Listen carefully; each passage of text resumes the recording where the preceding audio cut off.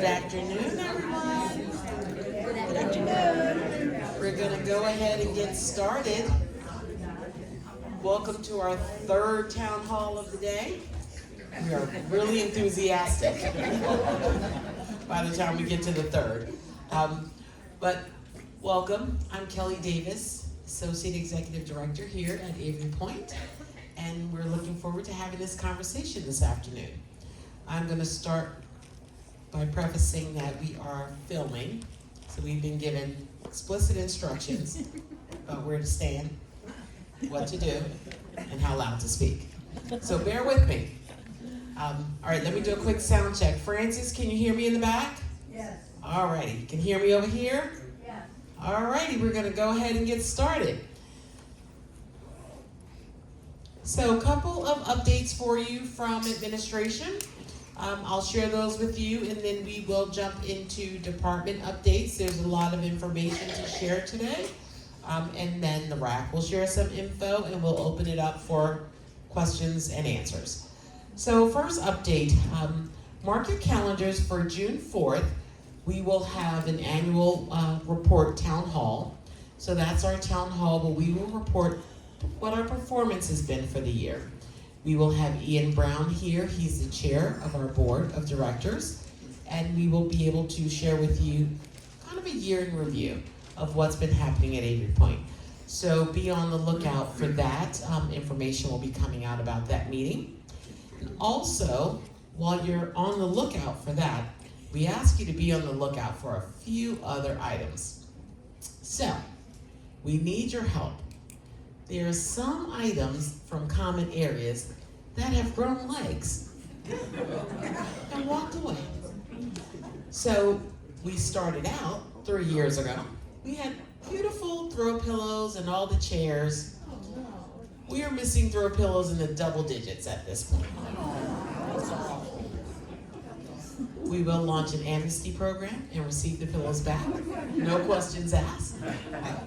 But we do ask that the pillows not be removed. We're going to replace them all, those that are missing, and we ask that they not be removed because we want to keep the community looking great.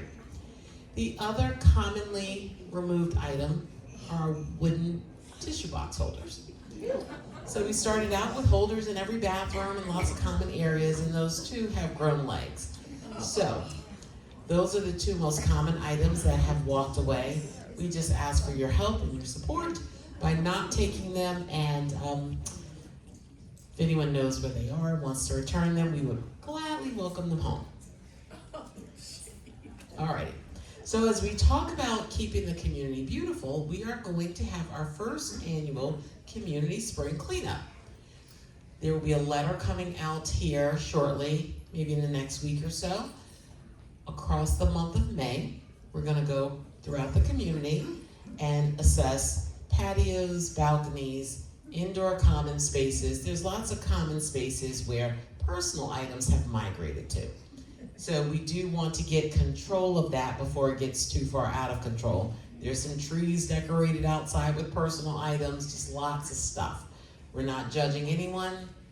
Everyone's style is beautiful, but we want to keep the community looking great, so we are going to clean that up. So this will be our first time. We'll go through, it'll take us about a month. We'll send a letter to those who have some areas of opportunity, and then we'll come back and reassess that and do it all again next year. So our goal really is to just keep it looking beautiful.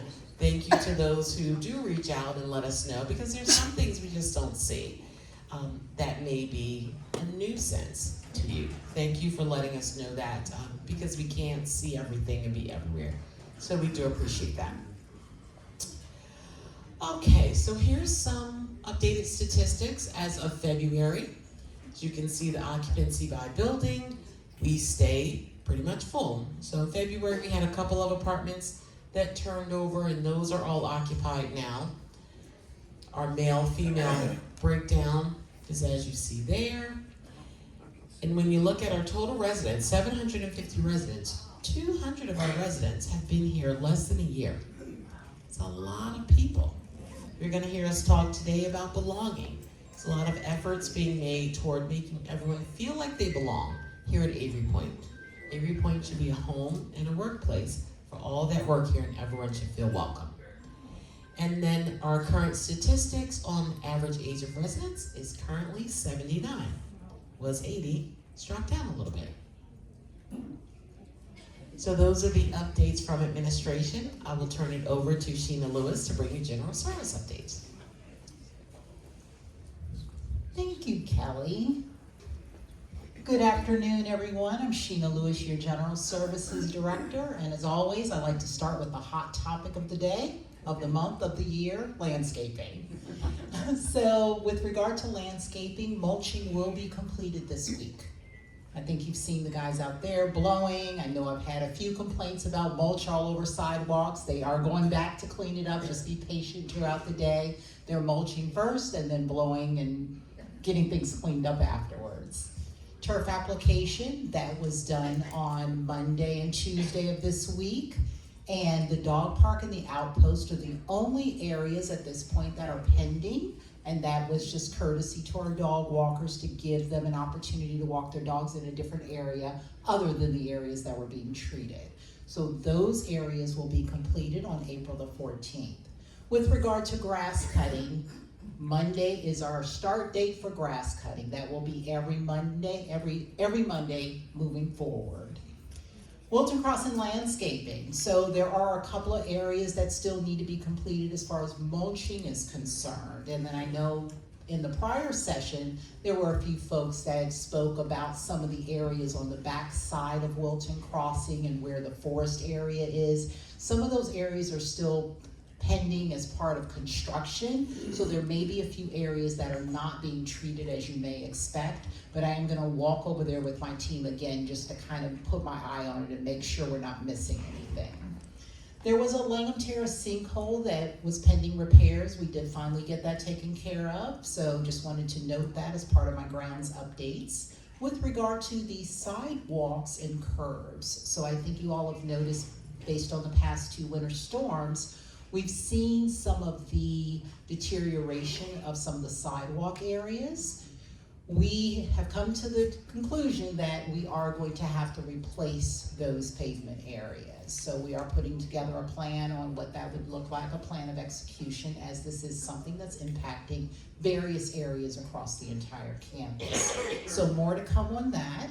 And then with regard to the yellow curb painting on some of our curbs across campus on the front areas of our buildings, we are addressing that. Yender, our resident painter here, will be taking care of that.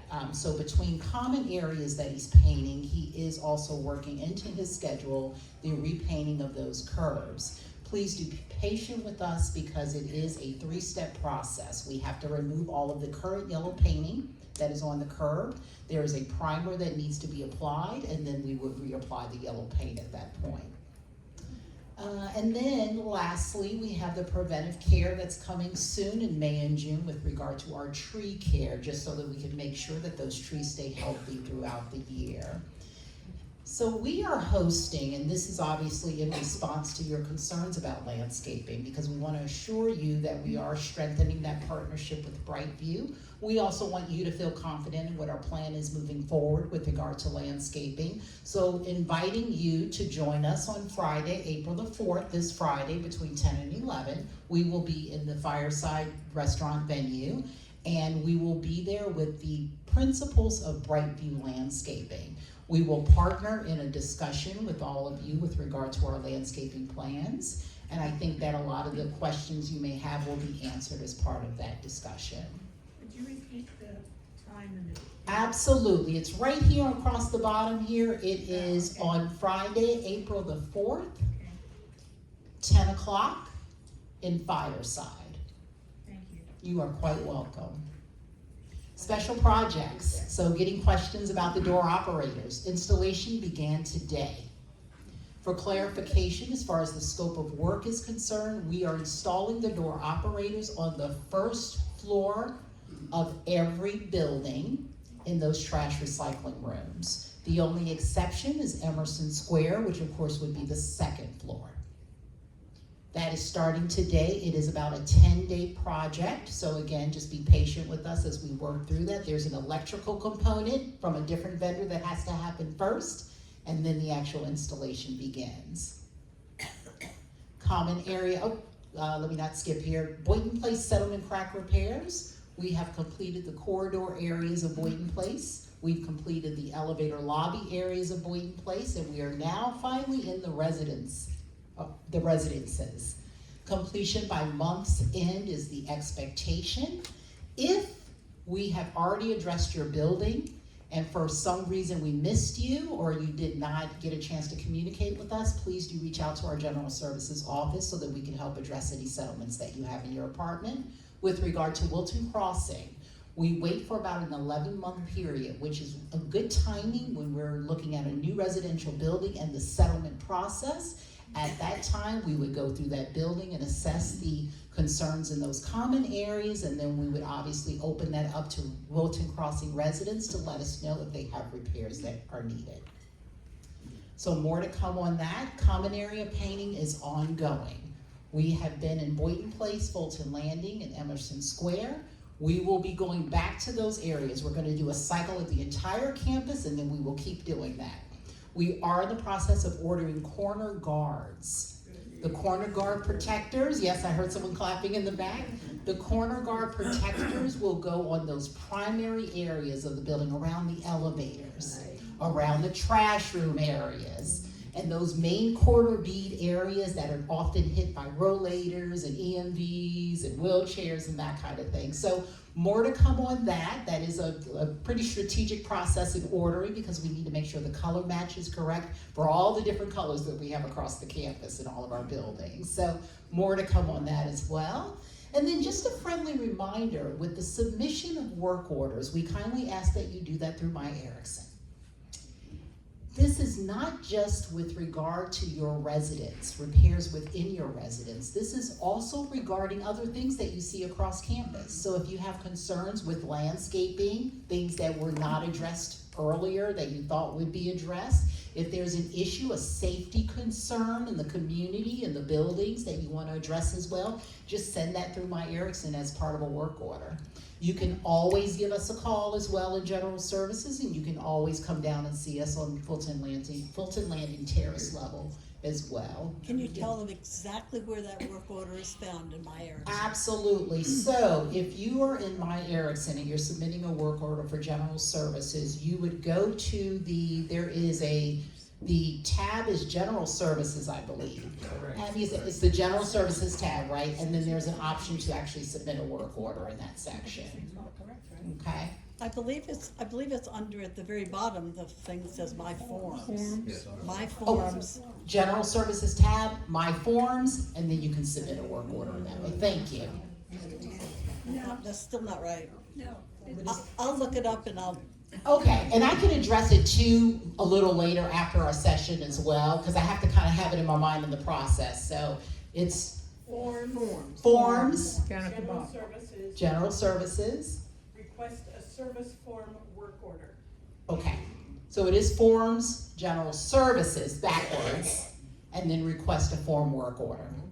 Thank you so much, Madonna. General updates. You see these pictures? Housekeeping. So these photos are from 3 different trash recycling rooms across campus. This is a growing concern that we're seeing in our trash rooms that my team is running into. My team has to empty the trash and recycling twice a day, and this is sometimes what they're running into. So we will kindly ask for your partnership in this effort. If you could kindly call General Services if you have a lot of boxes that need to be picked up or a lot of trash at one time, we can come and actually pick that up from your residents. And then also, if you walk into the trash or recycling room and you see this, can you please give us a call? Because what happens is residents will call us thinking that we haven't emptied the trash in a few days. So that would be great if you could partner with us on that. With regard to one other thing is, please do break down your boxes before placing them in those trash recycling rooms. And then as far as loose items are concerned, with regard to small recyclables or trash, please use the Slim Jims. How many people know what a Slim Jim is? Great. These are those slimmer trash and recycling containers that are next to the larger bins in your trash recycling room. So anything loose if you could throw in there and not in the bins, because if you keep in mind, my team is actually emptying those trash recycling bins, and they're having to go deep down and pick up a lot of things, and it makes it a lot easier if we just place them in the Slim Jims. And I know there were a few questions. We're gonna actually take those at the end. And then moving on to transportation, how many of you have ridden the shuttle? Wonderful. So we do want to continue to increase ridership. Please do keep that in mind. We have a rotation every 15 minutes approximately, but most importantly, if you need a ride by the shuttle, please call the front desk. The front desk will dispatch the driver, and they can come directly to your location and take you where you need to go. The exception to that would be the shopping schedule that happens on Monday, Wednesdays, and Fridays, but the front desk would let you know that. Okay, and I know some of you have secondary vehicles in Lot K, a great opportunity for you to hop on the shuttle if you have to park your car over there or if you need to get to your car from your residential building. And most importantly, we will have a new shuttle coming soon. So new and exciting things and opportunities will come with that, and that will probably be a couple of months when we'll see that new shuttle on our campus, but definitely more to come on that as well. And now I am going to turn it over to Anthony DeMichelle, our Security and Emergency Services Manager. And Anthony's gonna talk about the amazing fire drill that happened last Friday. Thank you. Thank you, Shane. Good afternoon, everybody. Like Sheena said, we're gonna start off and talk about fire drills. First of all, thank you very much to everyone in this room who participated in the fire drill. It was an overwhelming success, and I appreciate all your efforts with that. A couple of things that we learned from the fire drill we're gonna go over today. First, when we hear that fire alarm, we're gonna evacuate immediately. Now, why do I say that? I say that because sometimes I'm gonna jump to step 3 here for a second. When people hear that fire alarm, they call the security office and say, is this a fire drill? Is this a, okay.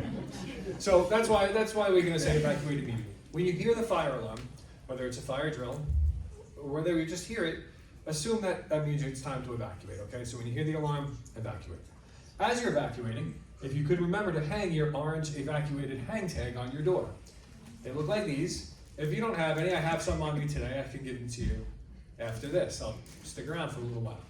What these will do is these will give first responders a quick estimate of who's home and who's not home, and if we did have to go into each residence and check for people, if they're still in a real fire emergency, they'll kind of know where to start. They're still gonna check every single door, but they'll prioritize the ones that don't have these tags on them. So for the sake of your neighbors, when you're evacuating, put this up so they know that they don't have to check your residence right away. Proceed to the rally point and wait for the all clear. One of the issues that we saw, and it was a fire drill, so we learned from it, is that after we evacuated, we kind of like to stand in front of the building and gather and talk about what a beautiful day it was. Okay. In a real fire emergency, the fire trucks are going to be coming, and they would like to utilize that space, right? So we're going to move far away into the rear of the parking lot in the rally points, okay? And finally, refrain from exiting through the fire doors. The fire doors are the doors that shut automatically when the fire alarm goes off. Afterwards, if you look, there's one right here leading into Boynton Place, okay? When the fire alarm goes off, please evacuate through an egress outside. Don't try to go building to building from those fire doors. Those fire doors close to contain any fires that might be there and any smoke that might be there, all right? If the fire is on the other side of that door, you opening it could feed that fire with more air and make it worse. Or you don't know what's on the other side of that door in a real fire emergency, so don't go that way, okay? Get outside to the evacuation point. And one thing that's not on this, but I want to talk about is elevators. When the fire alarm goes off, please do not use the elevators. The elevators are programmed to not work during the fire alarm, okay? And also, elevator shafts, think about what could happen if smoke gets in an elevator shaft. It should come up like a flume of smoke, right? That's why elevators are so dangerous in a fire. So when the fire alarm goes off, please do not use the elevator. If you cannot descend the stairs, you can go to your stairway, the stairwell, and that is a safe area where the fire department will check and will assist people downstairs if necessary. They have devices that will actually kind of walk you down the stairs in a chair, and they can get you down those stairs if necessary. Hopefully by that point, whatever the alarm is cleared, and we just go back to our residence and there's no problems. While we're talking about evacuations, I want to get into the EMV parking guidelines because it kind of goes hand in hand. What we've seen is EMVs being parked in the hallways and particularly in the stairwells themselves. I know they can take up room in your residence, I understand that. But if we're talking about evacuations, we need the evacuations routes cleared, okay? So please refrain from parking your EMVs, storing them in a stairwell or storing them in the hallway outside your residence. Please bring them inside with you, okay? That's gonna bring me to parking. Parking is always a hot topic. I don't like that I heard chuckles. My team's out there day and night checking on parking, and please, if you have an issue, let us know about it right away. We'll do a weekend to address it, okay? One of the things we noticed while we were checking on our vehicles in the parking lot, we noticed a lot of expired vehicle tags. Now that's not something that we're gonna enforce here at the security team at Avery Point, but for your own benefit, please take a look at your license plates and make sure that year is the year at least 2025 or later. If you see it's before that, call the Department of Motor Vehicles and get your car re-registered, okay? For your own sake, before you're at the supermarket to get a parking ticket or anything like that. So just take a look at your cars and kind of make sure that you're up to date on those, because we saw quite a few. Parking sticker placements. This is your resident parking pass. Your resident parking pass should be affixed to the back window of your car on the driver's side. If for whatever reason you can't affix it there, if you already had a decal there from a club or another event or something like that, that's fine. Just keep it somewhere visible where we can see it. And that goes the same for your friends and family parking passes that you may have. Our employees are going to be doing the same exact thing to make sure everything's in the same spot or as close to the same spot so we can see. Ideally, every vehicle on campus should have some sort of parking permit on it, right? Whether it's an employee, a resident, a friends and family, or a visitor pass or a contractor pass they got at the gatehouse, right? That's our goal, to have every vehicle to have a parking pass on it. So we know if we see a car parked in a spot, and there's a car parked in your spot, whose car is that? We'll know, because we'll have the pass information, okay? And finally, that brings us to parking at Wilton Crossing, specifically on Tustin Ridge Lane. If you haven't been that way yet, we put some signs up on Tustin Ridge that say, reserved parking, special event parking only. And we did that because we saw people were parking there, and we felt it wasn't the best place to park. But we wanted to reserve the right to use that parking in the event of a special event where we have extra cars on campus and we kind of need that space. But on a given day, we shouldn't be seeing cars parked in front of those green signs on Tustin Ridge. And if you do, feel free to call the security office and we'll address it, okay? That's about it for me. With that, I'm going to pass it over to Abby, and I will stick around afterwards if anybody has any questions for me related to security, or if you need your security evacuated takes. Thank you very much, everybody.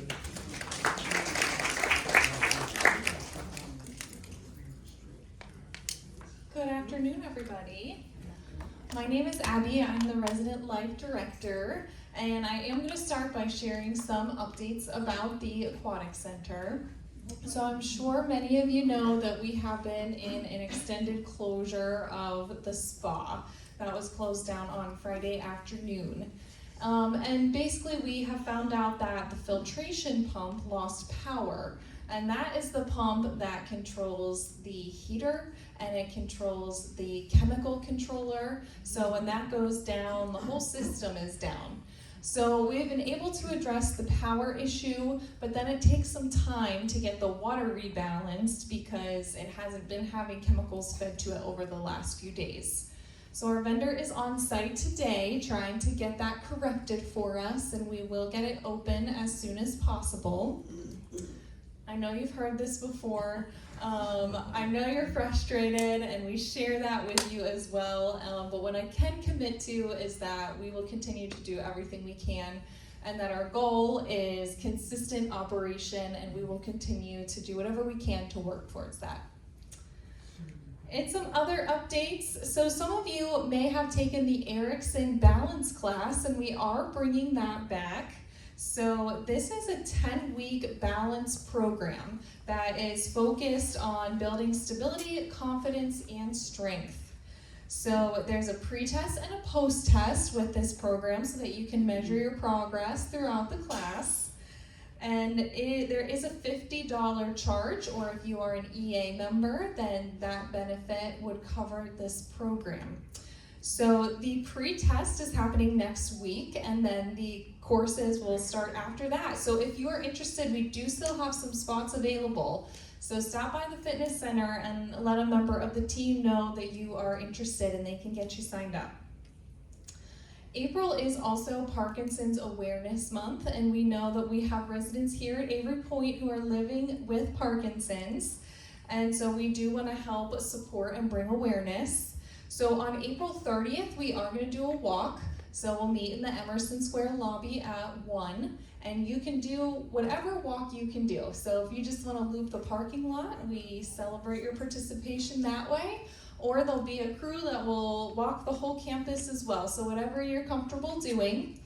And the fitness team is selling like some paper shoe decorations that you can purchase for $5 and write a message on, and those will hang in the fitness studio over the next month. And then half the proceeds will be donated to Parkinson's research and half to our Movers and Shakers group. So the Avery Point Parkinson's and Movement Disorder group. And if you don't know, we do have consistently a fitness class called Power, and this is a class designed for people who are living with Parkinson's or movement disorders. So that is every Tuesday at 11 in the fitness studio. All right, and April is also Volunteer Appreciation Month. So you may not know that we have over 150 volunteers here at Avery Point. I know many of you are in this room and you do so much to contribute. You have really built the culture at Avery Point and contribute so much to making sure that we have a lot of activities and a great life here at Avery Point. So we want to recognize and say thank you to all of our volunteers. So if you are one of those volunteers, please join us on the 22nd from 1 to 3 in Fireside. We're going to have an event to say thank you. So please mark your calendars. We are also starting another memory fitness course. So this is a 6-week course. You meet twice a week for this one. So that's going to be on Mondays and Thursdays at 11 a.m. And this is a class that is to help build a healthy brain, maintain your memory for the long term. So we're going to talk about all the different components of health that impact your memory, build on the memory techniques that you already have, and help teach you some new ones.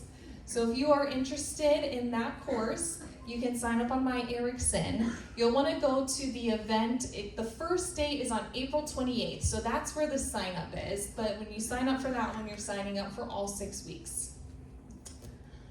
And thank you to those of you who came a little early today to get your picture taken for the My Erickson app. If you don't have your picture on there, but you weren't ready to have your photo taken today, that's okay. We're gonna give you another opportunity. So same thing in May. And the 30 minutes before any of the town hall sessions, you can come and we'll be here to help get your picture up on the app. All right, moving on to some healthcare updates. So if you were at last month's town hall, we shared with you that we were having a healthcare summit, and that did happen back in March. So that included our senior leadership team here at Avery Point, as well as some partners from the home office. And the goal of that was for us to better understand what the healthcare needs of our Avery Point residents are, and to align on resources and program offerings to meet these needs. So we developed about 20 action steps from this meeting, so we have lots of work to do, but those action steps are targeted at building out our programming and strengthening our relationships with community partners who can help provide those wraparound services. So we're going to continue to share updates here in this meeting, and also we're going to drill down a little bit more in our integrated health education sessions. So we're going to do a 4-part series. You can see the topics up here on the screen. So we're going to start with session 1, joining the medical center. So So we'll talk about the services that are available to you at the medical center and what integrated health model, what does that mean as a member of our medical center? And then we'll move on to improving well-being. So what are some of the resources you can use to keep you healthy? And then we'll do bringing resources into your home. So if you do need a little bit of extra support, what are those supports that you can tap into to get what you need to stay safe and healthy? And then finally, additional Avery Point services. So we'll talk about the services that different departments offer that you may or may not know about, but that are really targeted to help you stay safe. So our first session is scheduled. We're going to do it 3 times. It's going to be the same every time. That's going to be on May 22nd, 23rd, and 27th. If you're not able to get in person to one of the sessions, we are going to record it, so you'll be able to watch it at a time that's convenient for you. And we are going to get that up on My Erickson soon, and so if you wanted to attend in person, we would just ask you to register there. And another step that we are taking is building out our relationships with discharge planners. So if you have been to the hospital or to a rehab, you most likely worked with a discharge planner. Their job is to make sure you have a safe plan to return home. So we really want to build our relationships with them, make sure they know what resources Avery Point does and does not have, who our preferred providers are, so that we can work together and make sure if you're coming home, it's a smooth transition for you and you have all the supports you need. So we're inviting them here to Avery Point for a lunch and learn. We'll feed them lunch and talk all about Avery Point and the services that we have here. And finally, I am excited to share that we now have an in-house TV channel. So if you go back to your apartments after this, turn on your TV and go to channel 1970. That's the Avery Point channel. It was a very good year. Yes, great year. It's easy to remember, 1970. So right now what you'll see are the What's Happening slides scrolling. So those are the same slides that are on My Erickson and that you see in some of the lobbies and in your mail rooms. Now you don't have to stand in your mail room for 20 minutes and watch all those slides go by. You can do it from the comfort of your home. And then interspersed, we'll also schedule some programming to play on the channel. So for example, we're filming this town hall session and we will play this throughout the month of April. So when you can't make it in person, you'll be able to watch it on your TV. And we're also going to work with our departments throughout the next year to get some other content filmed that we'll be able to play on the TV channel. And we will publish a monthly schedule of what's going to play on the TV channel. So you can find that on the My Erickson app under the TV and videos icon, in the Vantage Point, or on the information wall that is behind the fitness center. And just as a reminder of what our other communication tools are, so My Erickson is and does continue to be our primary form of communication. If you don't have My Erickson or you're not comfortable using it, please come talk to a member of the resident services team. We do help tables where we can offer one-on-one assistance as well as orientations. So we want to help get you comfortable using the app. We also have the Vantage Point, which is our monthly newsletter. So you can find copies of that at the front desk or on My Erickson. The Avery Spotlight is our resident-to-resident communication, and that's published every Wednesday, and you can find that in your mailrooms. And finally, we do have the information wall behind the fitness center where you can see printed out flyers with information and upcoming events. And with that, I'm going to turn it over to Chaz for some dining updates. Thank you very much, Abby. All right, so I think everybody needs to wake up today. How is everybody doing today? Everybody doing well? Yeah. Good. I thought it wasn't very good. Everybody doing okay today? Yeah. All right, I love that. Thank you. I need a little wake up as well. So I'm Chaz Stetson, Dining Director, if you don't know. I'm here to talk to you about everybody's favorite subject, my favorite subject, the dining surveys. So I want to let you know, last month I came up and I talked about needing to hear more feedback from you guys, right?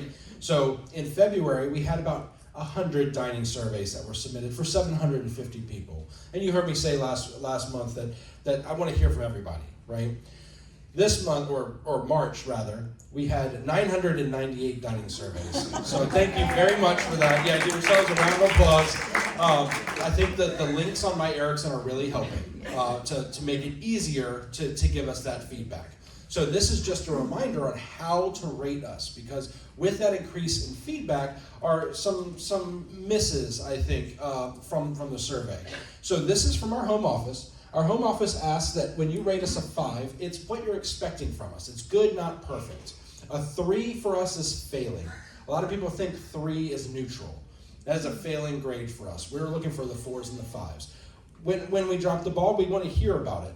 But when we say, oh, everything was okay, 3 stars, that's a failing grade for us. I also, on the next slide, I'm going to talk to you about a couple of our 1-star reviews that we received. So it looks like 3, but this is actually 2 1-star reviews. The first one is for the Creek and says it's usually about twice a week. Entrees are all too spicy. Okay, yet again, Friday night, all 3 entrees and 1 vegetable in the Creek are spicy. Can't eat here. Okay, so when I read this, and this was a 1-star review, when I read this, that means that 2 or 3 days a week it was too spicy. That means that 5 to 4 days it was not spicy, right? We have 750 people here. Some people like it spicy, some people don't. So that's a good balance for me, okay? And I also want to point out something else. When you say you can't eat here, why can't you eat in the Creek? So with the addition of the build your own sandwich station, we have a combination of 128 different items that we can sell you in the Creek. That's a lot. If we boil it down to that sandwich station as just being 1, that is still over 25 items that are not hot features that we have in the Creek for you. A lot of folks, when they go to the Creek, if they don't like what's on hot features, they say, I can't eat here. Case in point right there. We have a lot of options for you in the Creek, okay? Another good option for you is if you need something plain or something in a pinch that's plain and you don't have time to peruse the menu or My Nutrition, in all 3 of our dining venues, you can ask for a plain grilled chicken breast. And we'll do it without salt and pepper, we'll do it with salt and pepper to your preference. But you can always get a plain grilled chicken breast everywhere. You can do the same with tofu. And you can get plain grilled salmon in the Point and Fireside. And in the next menu change for the Creek, we'll add salmon back to the Creek as well. So the next one that I wanted to talk about, this one gets me. This was a 1-star review. The fried shrimp was served too hot. I had to wait a minute to eat it. Food should be served at the appropriate temperature. I want to let you know I had 3 comments that were, one was a 3-star and 2 of them were 1-star about the shrimp specifically being served too hot. This is job well done for me. I think maybe someone rated it a 1 instead of a 5 on that one. But yeah, if you have to wait a minute to eat your shrimp, that means we're giving you the hottest possible food, right? So I just want to point that one out. That one was a head scratcher for me. So a little bit of housekeeping for us. Or I'm sorry, let me get back to the reservations. So last month I talked about reservations during the last of the month and some of the struggles we were having. And I kind of asked for your help with clearing up a couple things. I wanted to kind of give you some of the results from that. So this is a comparison of February 28th and March 31st. So I'm going to start at the bottom with total number of covers. This is just dinner in the Creek, Fireside, and the Point. So in February, we did 585 people for in-person dining in those 3 venues. In March, we did 629 people on Monday night in these venues. So, and then pop up to the top there, in February, we did 178 to-go orders out of the Point and Fireside. That's not including the Creek, right? So we typically, on a normal night, we do about 50. So on Monday, we did 287 to-go orders out of Fireside and the Point. And for those of you that are good with math, the to-go orders added together with the in-person diners is 916 people ate with us on Monday night. 750 residents. That's telling me that people are still not using their credits over the course of the full month. So it makes it a lot easier on everybody if you don't bank up your credits until the last second, okay? And then I also want to point out a really good thing on here. I talked about double reservations. What a double reservation means is if you make a reservation in the Point and in Fireside at the same time on the same night. We had a lot of them last month, and on the last day of the month, last month, we had 18 of those. 0 this month. So great job, everybody. You know, my team has been doing a good job about calling people when they're seeing it, but I think a lot of it is you guys being conscious of that and being considerate to your neighbors. So I wanted to thank you all for that. And then the last minute cancellations. This is another area of opportunity. In February, we had 92 people cancel their reservation the same day of their reservation on that last day. So in March, we only had 78. So that is a small reduction. So this number I'm not as worried about as the no-show reservations, which we need to still work on. In February, we had 29 people not show up for their reservation on the last day of the month. And on Monday, we had 28 people do that. What that means is we hold that table for 15 minutes, and then we hit a button that says no show on there. But that means that walk-ins, they don't have an opportunity to sit down at that table or make a reservation. So it's really important that you make a reservation, that you come in for it, please. But the really great job with the double reservations and kind of regulating that and being considerate of your neighbors. I think that you guys have done a fantastic job with that, so thank you. It's making everybody's lives a little bit easier. So like I said, a little bit of housekeeping for us. Important reminder about the bar and our ABC limitations. So you can bring wine and beer from your apartment, drink it in the Point, in the Creek, in Magnolia, wherever you'd like. Can, bottle, box, whatever you'd like to do. You want to set the big box up on the side of the table? That is absolutely fine and legal. What is not legal is bringing hard liquor down into our dining venues, okay? So there have been some instances where people are bringing bottles of bourbon, bottles of gin, and setting it on the table and making their own mixed drinks at the table. That is a good way for everybody here, all 750 of you, to lose the opportunity to drink in our dining rooms, okay? We just had an inspection last week, our ABC agent, and informed us that he will be coming up here on a quarterly basis, unannounced, to inspect us during dinner services. Okay? That means if he sees a bottle of booze that Avery Point, or a bottle of hard liquor that Avery Point did not purchase, he could pull our ABC license for the entire community. You don't want to be known as the resident that lost the ABC license. let me tell you. I think Carol might blast your face everywhere over that one. So, you know, and what you bring down in your tumblers, in your Stanley Cups, I'm going to continue to choose to believe that it is crisp ice, sweet iced tea, okay? I'm going to choose to believe that because I'm never going to check your tumbler, okay? So please don't bring your flasks, don't bring your bottles of liquor to the dining rooms and make your mixed drinks at the table, okay? Or, in an instance a few weeks ago, drinking out of your bottle. It's not a good look, guys.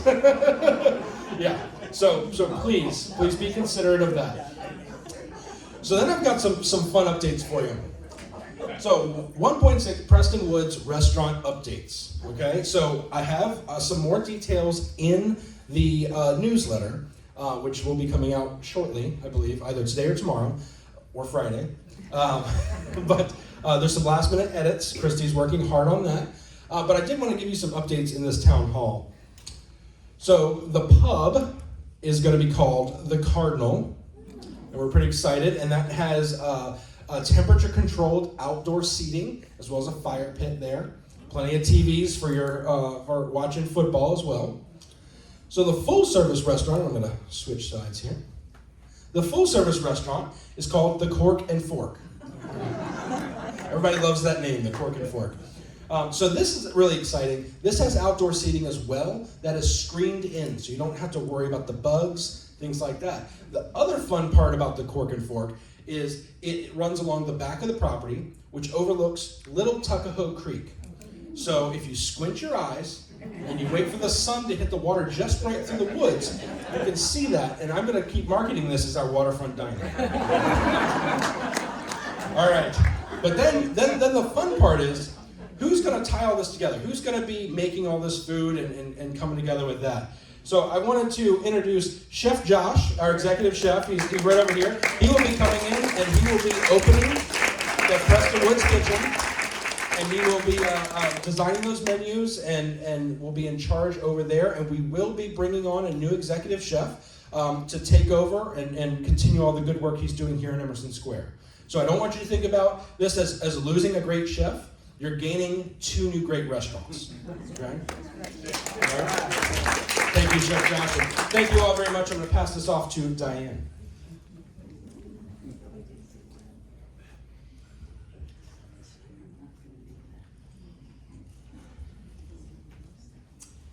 My name is Diane Preveri, and I am a member of RAC, and among my responsibilities is to work with the DEIB committee, Diversity, Equity, Inclusion, and Belonging. The first year that RAC existed and our committees were in place, my committee focused on the diversity of the community that was growing by leaps and bounds. This year we're focusing on the B, belonging. The community is diverse and is inclusive of a lot of different people of different traditions and whatever, but neither of those things guarantee that we really feel like we belong here. So our focus is going to be to offer you opportunities that we hope will help you feel more and more like this is the home where you want to be. But don't call it the home. My grandchildren have done that. No. But you know what I'm saying. We want this to be your home. So among some of the things that we're going to do is invite you to share some of your precious collections in the display case. And in the month of April into May, we're going to concentrate on where we live. How many of you moved here from Goochland County? All right, more hands than I saw at the last town hall meeting. A lot of us came from Chesterfield and Henrico and Hanover County, some from Florida, some from Michigan, some from California. But we live in Goochland County, and so a part of the belonging process is to know where we live. In April, on the 16th, we will have a speaker from the Historical Society who will bring to us information about how this county was settled. It was 50 years after the founding of Jamestown, and a variety of people were responsible for creating the community, the beginnings of the community that we know as Goochland County. And then about 10 days later, on the 22nd of April, Charlie Vaughters, who is one of our supervisors, he is the supervisor for District 4, which is where we live, and he's also the vice chair of the Board of Supervisors, is going to come and spend an hour here at 1 o'clock here in the Point with anyone who would like to engage in conversation with him, perhaps hear a little bit of a presentation, and then he will be open to answering questions and fielding your concerns or your compliments for where you are now living. Then in May, the big event is the Goochland Tours will resume. Now, some of you lived here last year when the Goochland Tours took place. They were free because John, our driver, gave us his time on his vacation days, and management covered the bill for the expenses of running the bus. This year there will be a ticket cost, but DEIB is going to subsidize that ticket cost, so it'll be $15 for the ticket for the tour and then dining credits for a box lunch. I'm saying all of this fast because all of this will be in the newsletter that's coming out this week, and I want to do a commercial for one of the ways that we can feel like we belong here is to know what's going on. So please read the newsletter. Please learn how to use My Erickson if you don't already do it. And then if you do know how to do it, then access it.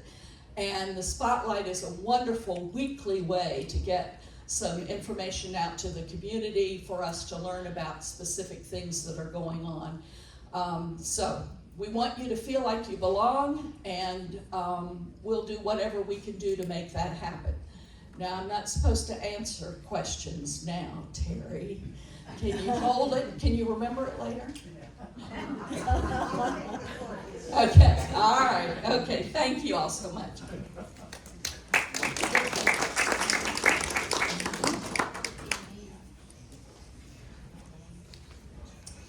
Hello, my name is Tom Dunk, and I am the vice chair of RAC.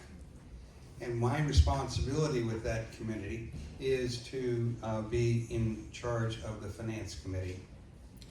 And the finance committee has one among its charges is to help in the budgetary process to identify potential capital improvements that can be made to the community.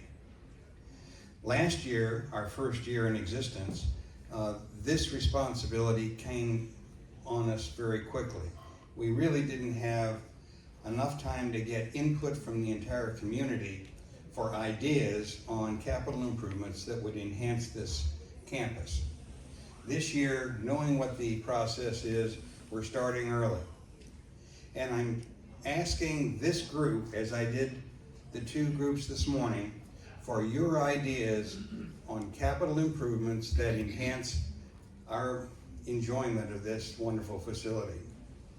Please, if you have your ideas, use the RAC email, forward those ideas to me. You can make them very short in the email and share with me in person what those, flesh out the ideas. But get those to us as early as you can. We've got a May 31st deadline, and then we have to assemble all those, review them, consolidate them, and present them to management for inclusion in the 2026 budget. Thank you very much. I'm Carol Bruner, Chair of RAC. This year's a couple of things real quick. Do you know that we've got 13 servers that are graduating high school this year? Last year we had 4. This year we've got 13. And how do you know who they are? Well, Rachel just told me that there are getting them buttons. We'll have like a graduation cap on it, and they will wear them on their uniforms. You'll be able to identify the seniors. I'm a spoon and I can say it. Yeah. Too late now. Too late now. So we're going to have a celebration with them early in May, and just celebrate the fact they've made it through this first major step in their life and in their career. How can you help? When you see the button and you know they're a senior, talk to them about their plans, what they're thinking about, impart wisdom to them. Certainly, we should have built up a little bit now by this time. So give them advice, give them encouragement, whether they're going to college, going to trade school, or they're going right into the workforce. We certainly hope that a lot of them are going to stick around and get us through the summer and get us into the new restaurants as well. So that's going to be another challenge that dining's going to have. Other thing is that there's going to be, this is an election year for state offices. So there's a primary election will be held on June 17th. It'll be in the theater, just like it was last year. And the big election will be in November. Also on June 18th, RAC is going to have 2 forums. And you'll see more about this later, but our thought is that we would maybe take 20 minutes to talk about what's going on in RAC, what we know, and then the next 30, 40 minutes, just take questions from you folks. We'd like to get as many of those questions as possible early through the RAC email so that we can get answers if we don't know those. So just those 3 things to keep in mind. Congratulate the students and wish them well and tell them what you know. Okay? And with that, I'm going to turn it back over to Brian. All right, thanks, Carol. Brian B., Executive Director. I only have 6 minutes, and I'm trying to get a question and answer, at least 1 or 2, and then we have to turn this room around for dining services. So right at 3. So what I'm going to do is cover just real briefly, even faster than I have in the last 2 sessions. Of course, technology isn't going to work. All right, well, I remember it. I'm not sure why the technology's not working. So newsletter update, real quick. We are using a new editor-in-chief, if you will, for this time because we have our prior editor is out on vacation. And with that, we had some feedback on how to streamline it a little bit better, make it a little bit more conducive long-term. So that's why there's a slight delay on issuing this month's newsletter. Stay tuned, it's coming very soon. And then future newsletters will not have a date in the month tied to just the month, so April, May, June, so on and so forth. Within the newsletter, at the end, you're gonna see a section that says above and beyond. Okay, so above and beyond nominations are ways in which you can nominate our team members for going above and beyond. We use that for recognizing them individually. We use that in team huddles, in department meetings, and for Employee of the Month nominations. So that could be an employee, team member, or it could be a leader. Leaders would then be nominated for Leader of the Quarter. So I'd appreciate all of you taking time to look at how to submit above and beyond nominations if you're so inclined to do so. And then lastly, one of my talking points was about bike storage. If you have a bike that you're currently storing inside near the medical center, that was always meant to be temporary until we expanded the medical center. Well, guess what? It's time to expand the medical center. So if you are in the audience and you have a bike in that storage area, we're going to be talking about strategies to remove said bikes from storage area. I can say after visiting that an awful lot of them have flat tires and are pretty dusty, so I don't know that they've been used since they've been here. So maybe you want to sell them, I don't know. But we'll talk through that as we embark upon plans to expand the medical center, which will be over these next few months. I don't know why it's not, it's stuck. Yeah, it's stuck.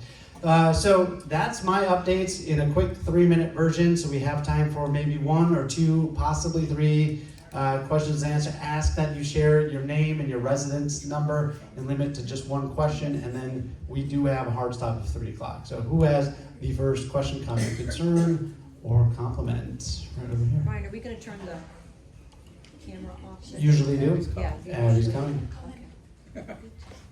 Terry Vallerbach, ESG